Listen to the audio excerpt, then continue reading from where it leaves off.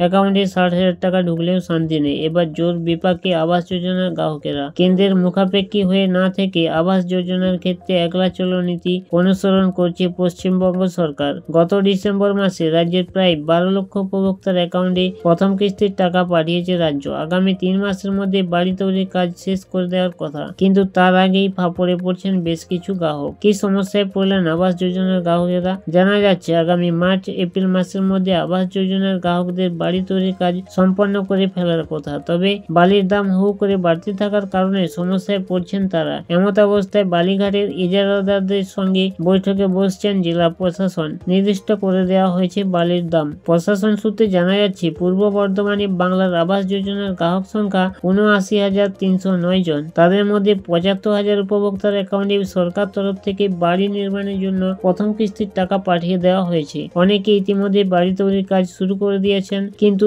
এই আবহে বালির দাম নিয়ে চিন্তায় পড়ছেন বহু মানুষ। বাড়ির কাজ যদি আটকে যায় তাহলে এদিকে যেমন দ্বিতীয় কিস্তির টাকা পাওয়া যাবে না, তেমনি সরকার নির্ধারিত 90 দিনের মধ্যে বাড়ি তৈরি করতে পারবেন না। এ বিষয়ে আবাস যোজনার উপভোক্তাদের একাংশের দাবি, প্রত্যেক ঘনফুট বালির দাম 21 টাকা করে দিচ্ছে জেলা প্রশাসন, অথচ বাজার থেকে বালি কিনতে খরচ হচ্ছে 40 থেকে 42 টাকা ঘনফুট। এই নিয়ে বিডিওর কাছে তারা অভিযোগ জানিয়েছে। আবাস গ্রাহকদের একাংশের কথায় বালির বেশি দামের জন্য বাড়ি তৈরির কাজ শুরু করতে পারছে না তারা। এই রকম হলে বাড়ি তৈরির খরচের অর্ধেক টাকা বালি কিনতেই চলে যাবে। জেলা প্রশাসনের এক আধিকারিক বলেন, বালিঘাটের ইজারাদারদের সঙ্গে বৈঠক করেছেন বিডিও অফিসার। বালির আকাল থাকার কোনো অভিযোগ নেই, বালির দাম কমতে শুরু করেছে। বিডিও অফিসার বৃহস্পতিবার বলেন, আবাস যোজনার গ্রাহকেরা যাতে সঠিক মূল্যে বালি পান সেদিকে নজর রাখা হচ্ছে। এদিকে জানা যাচ্ছে বালিঘাটের ইজারাদারদের সঙ্গে ব্লক প্রশাসনের বৈঠকে প্রাথমিকভাবে স্থির হয়েছে প্রত্যেক ঘনফুট বালির মূল্য যাতে